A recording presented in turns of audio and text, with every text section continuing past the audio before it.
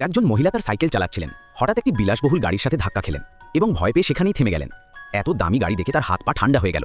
তখনই গাড়ি থেকে কয়েকজন দেহরক্ষী বেরিয়ে এসে তাকে চারপাশ থেকে ঘিরে ফেলল। তিনি ভয়ে বললেন, দয়া করে আমাকে ক্ষমা করে দিন, আমি ক্ষতিপূরণ দিয়ে দেব। তার চোখ থেকে জল বেরিয়ে এলো। কিন্তু তখনই দেহরক্ষীরা মাথা নিচু করে বলল, ম্যাডাম। এটা শুনে তিনি অবাক হয়ে গেলেন। তিনি ভেতরে উকি দিলেন এবং দেখলেন গাড়িতে সিইও নিজেই লুকিয়ে বসে আছেন। এটা দেখে মহিলাটি হেসে ফেললেন, কারণ এই লোকটি সবসময় তার সামনে গরিব সাজার ভান করত। দেহরক্ষীরা তাকে হাসপাতালে নিয়ে যাওয়ার জন্য জোর করতে লাগলো, কিন্তু তিনি তাদের কথায় কান দিলেন না। জোরে গাড়ির দরজা খুলে সিইওকে বাইরে টেনে আনলেন। আসলে কয়েকদিন আগেই তাদের ফ্ল্যাশ ম্যারেজ হয়েছিল, অর্থাৎ আচমকা হওয়া বিয়ে, কোনো প্রস্তুতি ছাড়াই। গল্পটি শুরু হয়েছিল কিছুদিন আগে, যখন সিইওর ছোট মেয়েটি রাস্তার পাশে খেলছিল। খেলনা তোলার জন্য যেই না সে ঝুঁকেছে, একটি বিশাল ট্রাক দ্রুত তার দিকে আসছিল। ঠিক তখনই মহিলাটি দৌড়ে গেলেন এবং নিজের জীবনের ঝুঁকি নিয়ে মেয়েটিকে বাঁচালেন। তিনি মেয়েটিকে আদর করে জিজ্ঞাসা করলেন, আঘাত লাগেনি তো? তখনই মেয়েটির যমজ ভাই দৌড়ে এলো।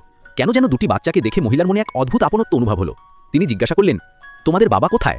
ছোট ছেলেটি তাকে মোবাইল ধরিয়ে দিয়ে বলল, বাবাকে কল করো। মহিলাটি সাথে সাথে নাম্বার ডায়াল করলেন।